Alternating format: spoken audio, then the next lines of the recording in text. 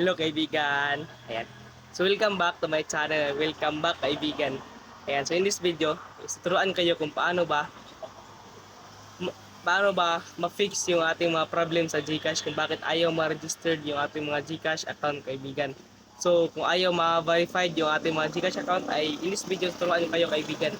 Ayan. So step by step kaibigan. And don't forget to like and subscribe para always kayo updated sa aking mga future upload videos kaibigan. Ayan. So, ayan. So dito kaibigan, tuturuan ko na kayo kung paano ba yan i-fix yung ating mga GCash account kaibigan. So yung need ng natin dito kaibigan is internet connection at saka yung GCash natin kaibigan. Ayan. So ito na kaibigan, tuturuan ko na kayo kung paano to gawin kaibigan at i-fix para ma-verified na po yung ating mga GCash account kaibigan. So ito na kaibigan, and stay tuned. Kung paano ba aayusin yung GCash verification problem na walang get started button dahil naka-we're verifying pa din yung status na nakalagay sa verification page kahit naka-receive na ng text message from GCash na rejected na ang application. By the end of this video, malalaman natin yung step-by-step guide kung paano ito gagawin at kung ilang days ang aantayin para ma-resolve ito. First, need muna nating i-screenshot yung ating verification status na we're verifying your account at walang nakalagay na get started button. Since kailangan natin ito sa pag-follow up ng ating verification. Next, mag-login lang tayo sa ating GCash account. Pag nasa GCash account dashboard na tayo, tap lang natin yung profile icon na makikita sa lower right corner ng ating dashboard. Pag nasa profile page na tayo, drop down lang natin hanggang mahanap ang help icon. Then, tap lang natin yung view all articles. At magdadirect ito sa help center page. Under product and services, tap lang natin yung your account na icon. Dito sa Your GCash account, may lalabas na 6 topics. Yung Get Started with GCash, Verify Your Account, Account Security, Manage Your Account, Wallet and Transactions, and lastly, yung Manage Your App. Since ang concern natin is about account verification, ang pipiliin po natin ay yung Verify Your Account. Then, under Verify Your Account, meron naman pong 8 articles. Tulad ng Get Fully Verified, List of Valid IDs to Get Fully Verified, Unable to Verify Your Account, Benefits of a Fully Verified Account, How to Verify via Offline Partner, at yung Failed Verification, What to Do Next. Since ang concern natin ay hindi tayo makapag-reapply for verification dahil naka-we're verifying pa din ang nakalagay sa verification page at wala itong get started button, tap lang natin yung unable to verify your account. Sa article na ito, naka-indicate po dito yung iba't ibang issue regarding account verification. Dito sa concern na we're verifying your account page, tap lang natin yung hyperlink na click here to follow up. Then, magdadirect ito sa Submit a Ticket form. Naka-auto-fill out na po yung ating email address, GCash registered full name, country, at mobile number. Next, tap lang natin yung your account type. May 4 choices po na lalabas under account type. Piliin lang po natin kung ano ang applicable. Kami po, ang pinili namin ay regular account. Then, need nating i-provide yung ID submitted for verification. Lalabas po yung list of valid IDs ng GCash for verification. Ang ginamit po namin na ID nung nag-verify ng account ay yung e-fill ID. Since wala ito sa list, tinap ko lang yung others, then sa specify here, ilagay lang natin yung e-fill ID.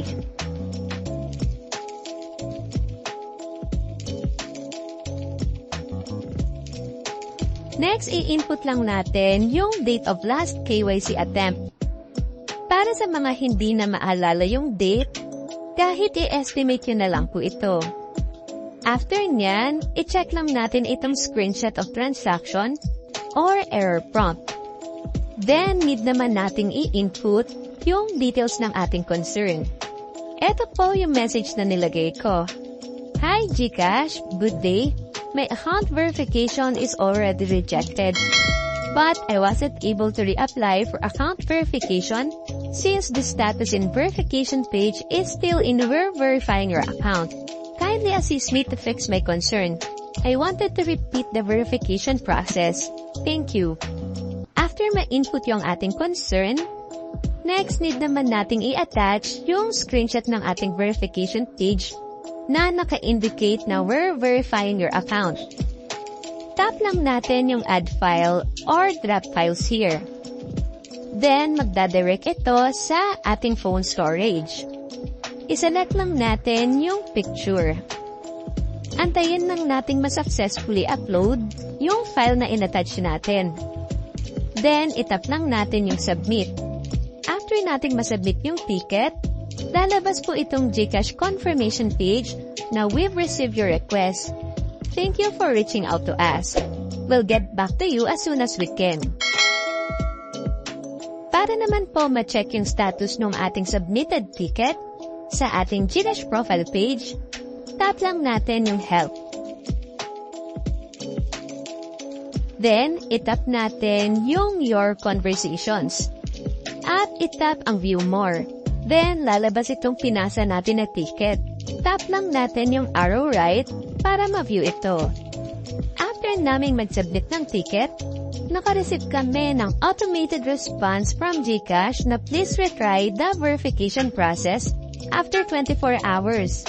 Pero, after 24 hours, we're verifying pa din ang nakalagay. At wala pa ding get started button.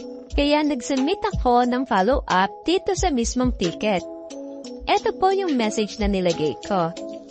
Hi, good day. I still can't repeat the verification process after 24 hours. Then, ito naman po yung na-receive ko na response. I-endorse na daw sa ibang team yung aking concern. At kailangan na namang mag-antay ng another 7 days. After 7 days, nag-check po ako ng verification page. Pero, verifying pa din ang nakalagay. Kaya nung magpa-follow up na sana ako, hindi ko na makita yung unang ticket na nasubmit ko. Kaya nagpasa na lang ako ng panibago. Naka-receive ulit kami ng automated response na mag-antay ng 24 hours. Pero after 24 hours, we're verifying pa din ang nakalagay. At wala pa ding get started button, kaya nag-submit ako ng follow-up dito sa mismong ticket. Then, within the day, naka-receive ako ng response from GCash. We are glad to inform you that our team was able to deploy the correction needed in order for you to verify your account via GCash app.